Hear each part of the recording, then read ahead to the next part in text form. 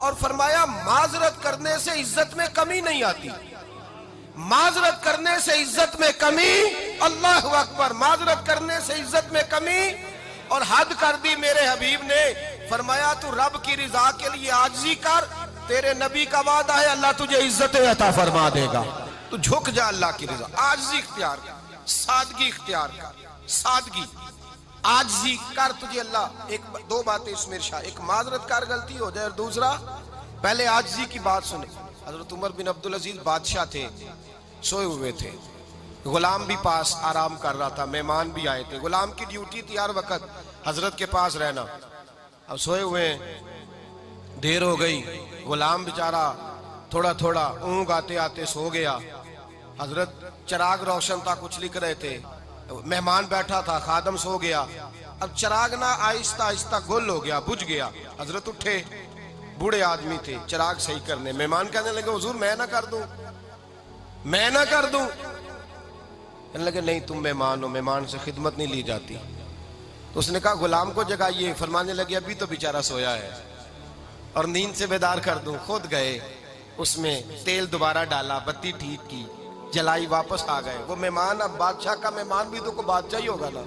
کہنے لگا حضور آپ اپنے کام خود کرتے ہیں، کیا لفظ ہے، کیا حسن ہے، اور دو جملوں میں کیا تاثیر ہے، آپ فرمانے لگے ہاں میں اپنے کام خود کرتا ہوں، جب میں گیا تھا تب بھی عمر بن عبدالعزیز ہی تھا،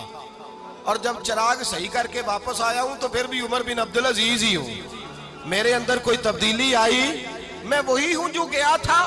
حضرت سیدنا فاروق اعظم رضی اللہ تعالیٰ عنہ فرماتے میں بیٹھا تھا اور ابھی 3 دن ہوئے تھے نبی پاک صلی اللہ علیہ وسلم کے وصال ظاہری کو، میں بیٹھا ہوا تھا، 2-3 بچیاں آ گئی اور حضرت ابوبکر صدیق رضی اللہ تعالیٰ عنہ کے سامنے آ کے بیٹھ کے رونے لگی، جناب صدیق اکبر رضی اللہ تعالیٰ عنہ کا بچیوں روتی کیوں ہو؟ تو کہنے لگے آپ خلیفہ بن گئے ہیں، جب سے ہمارے ابا کا انتقال ہوا تھا ہمارا ذریعہ معاش یہ تھا کہ ہم نے بکریاں رکھی ہوئی تھی، آپ روز آتے تھے بکریوں کا دودھ دھوتے تھے، ہم پی بھی لیتی تھی، بیچ کے گزارا بھی کر لیتی، اب آپ تو خلیفہ بن گئے، کون آیا کرے گا؟ تو حضرت ابوبکر صدیق فرمانے لگے تمہیں پتہ ہے جو خلیفہ ہوتا ہے وہ تو خادم ہوتا ہے قوم کا، میں آیا کروں گا۔ حضرت ابوبکر صدیق روزانہ اٹھتے عصر کے بعد اور جاتے، خلیفہ ہونے کے باوجود ان بچیوں کی بکریوں کو پکڑتے، دودھ دھوتے، ان کے گھر میں دے کے آتے۔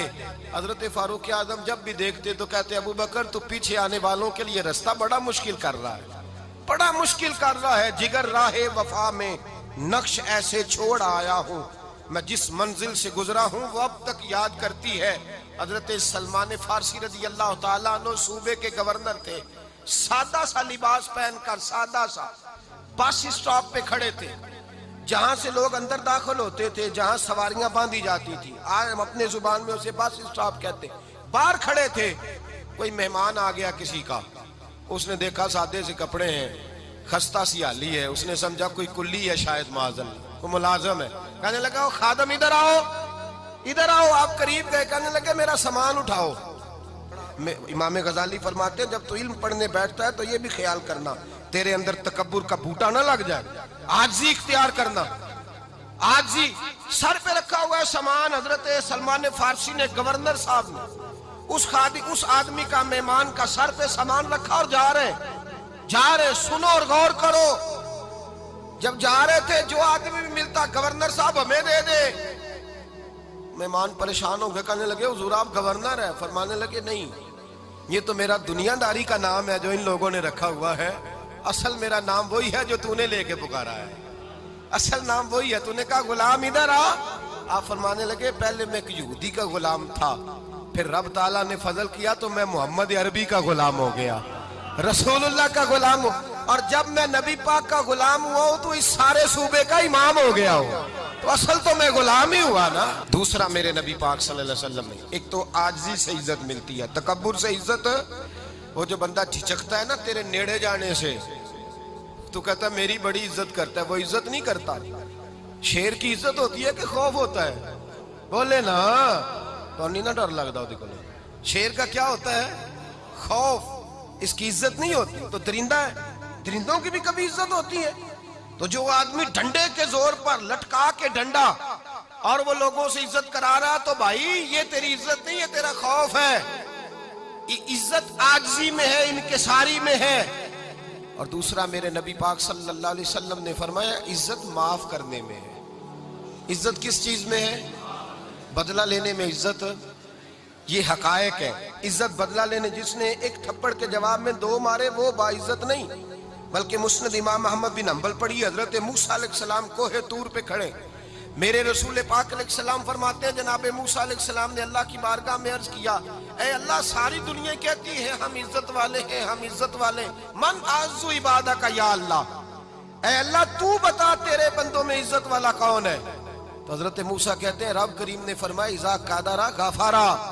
जिसके पास बदला लेने की ताकत हो फिर भी माफ कर दे वो बड़ी इज्जत वाला हुआ करता है। जो ईंट के जवाब में पत्थर मार सकता हो, जो गोली के जवाब के अंदर 15 गोलियां मार सकता हो, लेकिन माफ कर दे वो बड़ी इज्जत वाला है। इज्जत वाला है जो माफ करे। हजरत फखर जहां देलवी बहुत बड़े दरवेश थे, सिलसिला आलिया चिश्तिया का बहुत बड़ा नाम, और इस सूफी के आप हालात पढ़े तो रब करीम ने बड़ा ही नवाजा हुआ था। दिल्ली की जामे मस्जिद के खतीब, और इनकी करामत ये थी कि जो आदमी आके सामने खड़ा होता था ना, उसे बताना नहीं पड़ता था कि मेरे दिल में क्या है, बताना नहीं पड़ता था।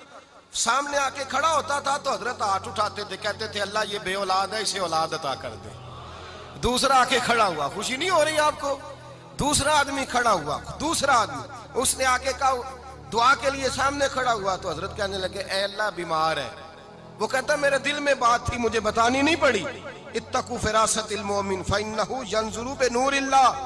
नबी पाक ने फरमाया मोमिन की फिरासत कल्बी से डरा करो, वो तो अल्लाह के नूर से देखता है।